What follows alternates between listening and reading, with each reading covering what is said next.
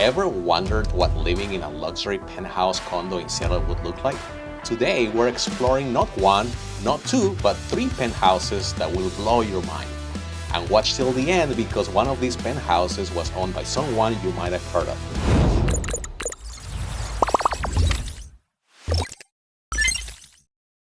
Before we begin, I'm Adriano Torre, and I'm a local real estate agent. If you would like to schedule a consultation or a tour on a property, click in the link in the description to book a time slot. Without further ado, let's jump right into our first penthouse. For the first penthouse, we're going to go to the Fischer studio building, going for $1.5 million, 3 beds, 2.5 baths, and 2,800 square feet of living space. So let's keep in mind, guys, that this unit was built as a music studio back in 1913, which later was converted into an apartment unit. And so we have the hallway and the primary suite with a ladder that leads to a loft. We'll get there pretty soon because I imagine that you guys can't wait to actually see what's out there. Still preserving the 12-feet ceiling, huge primary suite, hardwood floors, oaks. Also on this utility room that is right behind Barry, we have parquet flooring. We also have a 220 outlet and a storage space. And we have this dressing room. It's a little bit compacted, yet big enough to have hanging bars towards the wall. It's not here though, that's something that can be installed. The windows, they pop open, so we're going to have the northwest light, since this is the orientation facing the windows. So we are not quite there yet as far as the afternoon, and we still have tons of natural light. So let's go ahead and head over here, which is this more of a man's cave, though it's a guest loft, which has been conditioned to have a queen-size bed and a recessed shelving where you will find a TV. There's room for creativity right here. There is also a bathroom here. Basically, we have the vanity, everything that you would expect out of a full bathroom, the tub, and the tile enclosure, which is ceramic. And in the hallway, we have this studio. We have lots of shelving and cabinets that are as well built in for a study area, along with the desk setup. And as you follow me through here, there's another guest suite.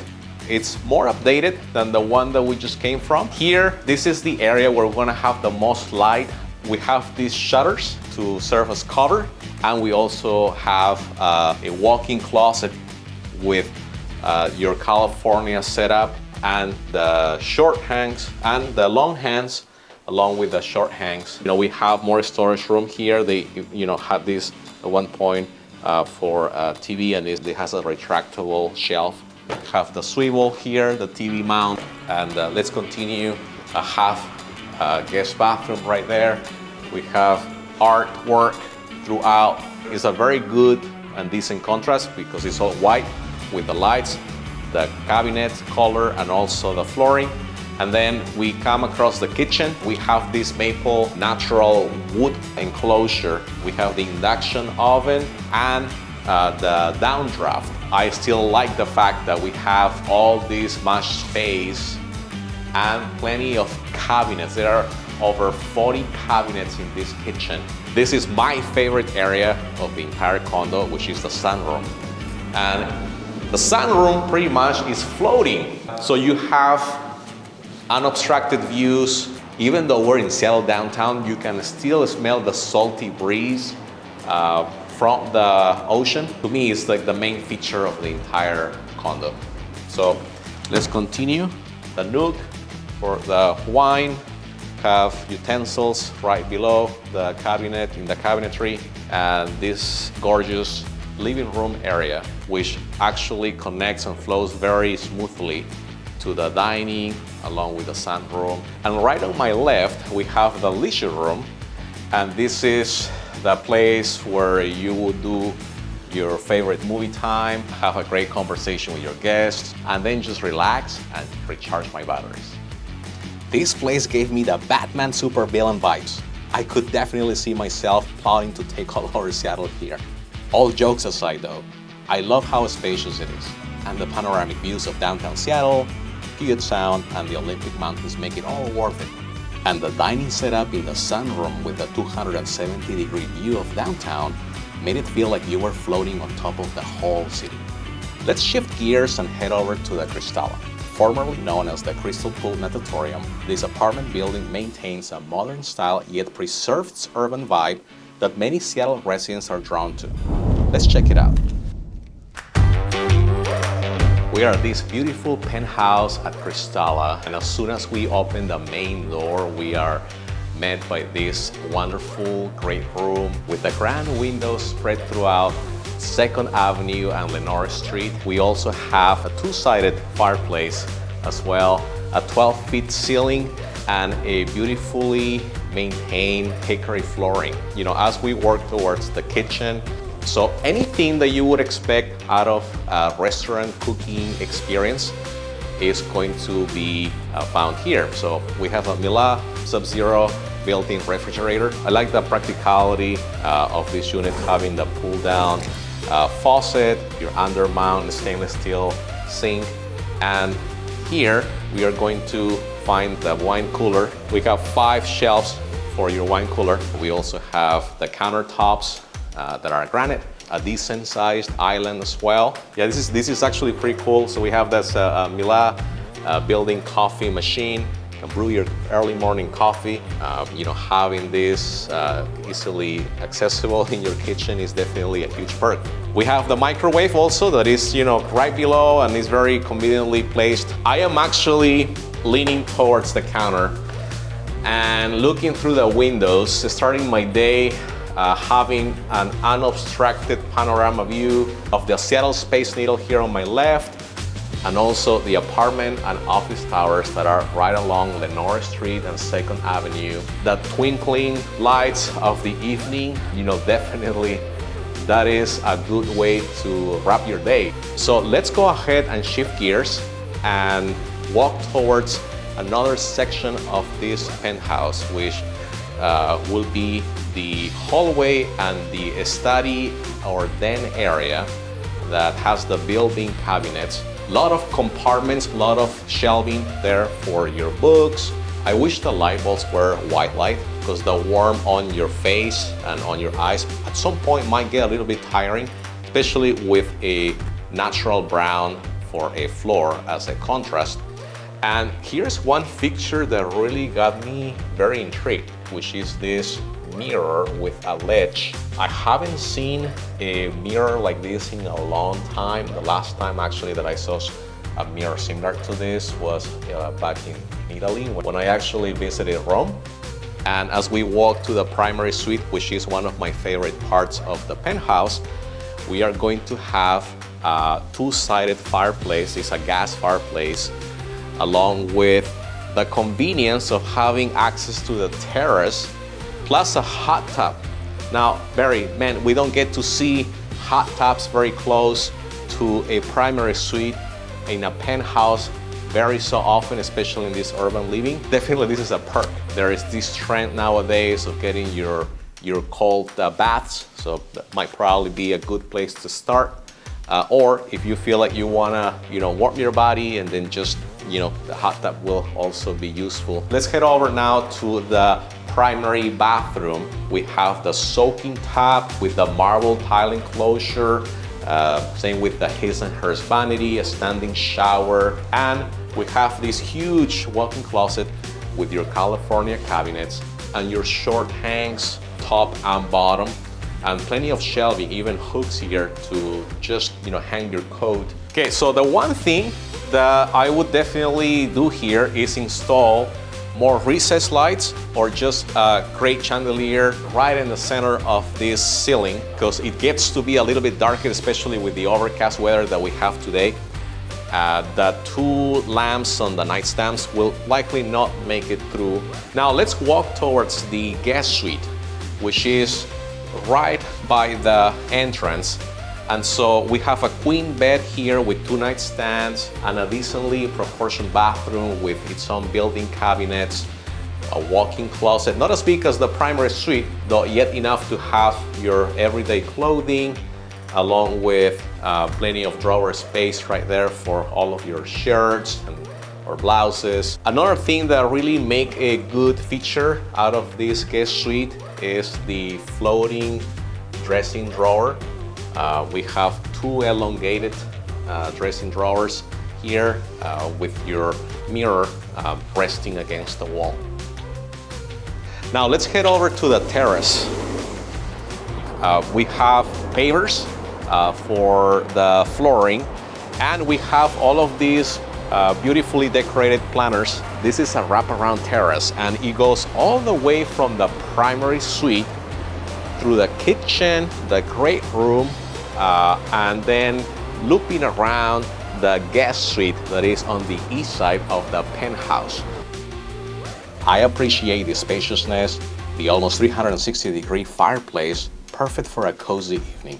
There are a couple of other amenities the apartment complex offers. For example, there is a media room to watch movies, a yoga room, a leisure area, and a stunning rooftop deck where you have amazing views of the Puget Sound.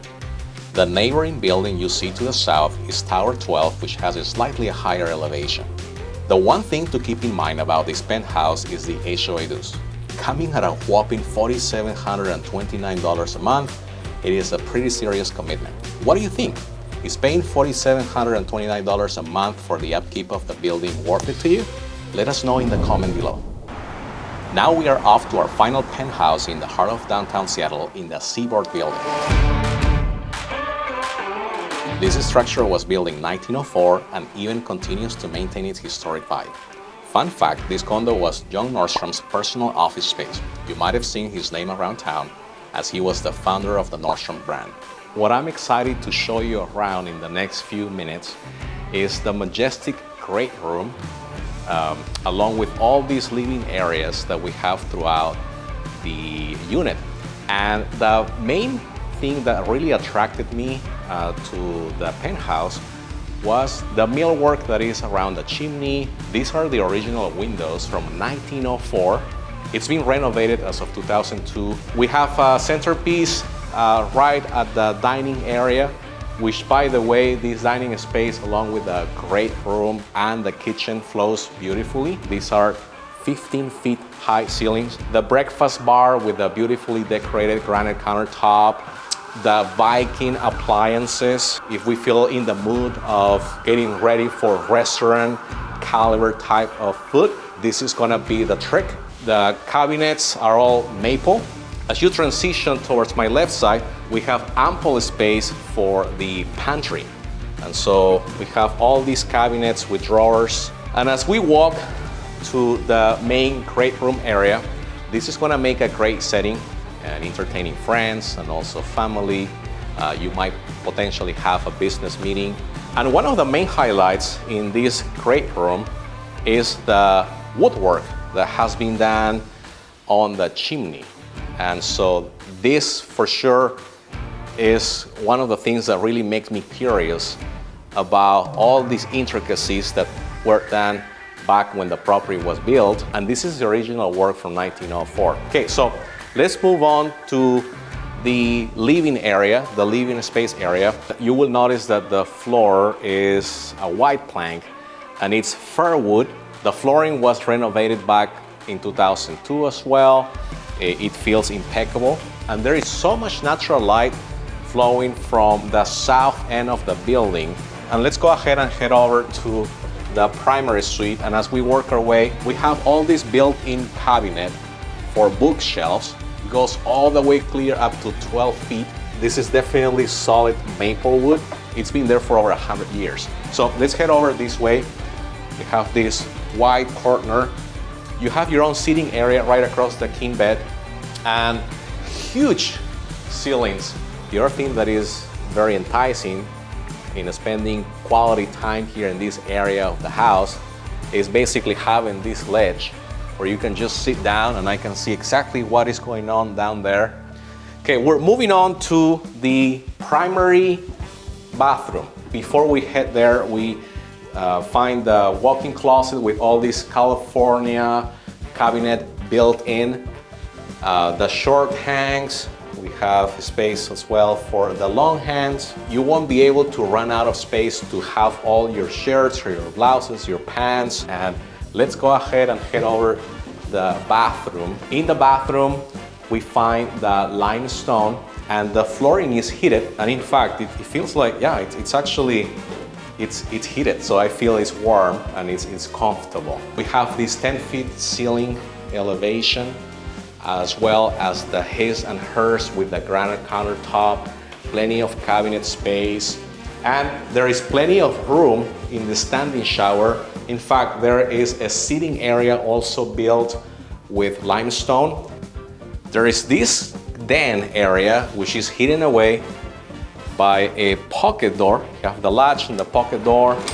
I am not quite sure if I would really work in this place because there is no window. I would feel very much claustrophobic here. I don't think it would make a good setting for myself to spend time here. How about you, Barry? Would you use this space for your daily stuff, or you're more like a window person that you need to have windows on the walls? To be perfectly honest, yeah, I need windows, man. Plus, this light right here, it's pretty warm. You mentioned that having the warm light can make our eyes tired and wear us down every time. Exactly, you know, the light is a determining mood mechanism that is either going to make us very productive or it's gonna make us feel very dull. Definitely we need the natural light, and this wouldn't make it for me. I'm the kind of person that over the weekends explore all kinds of cuisine from all over the world, and having the convenience of being within walking distance to all the favorite restaurants that we can think of, that we can actually find online, are just here. This penthouse makes it at the very top of the list. This is hands down my personal favorite penthouse we have toured for this video. It is a perfect blend of the other two condos. It's historic yet modern with its remodeled spaces and brick terracotta facade. Let's go to the rooftop deck. Here, we have the stunning views of downtown Seattle. You have the Westlake Center, Century Square, and the 1201 3rd Avenue. All three of these luxury penthouse condos are great choices in the heart of Seattle. Which one would you see yourself living in? The Fischer, Cristalla, or Seaboard? Leave a comment below. Don't miss our next episode. Make sure to subscribe to the channel, and I'll catch you on the next one.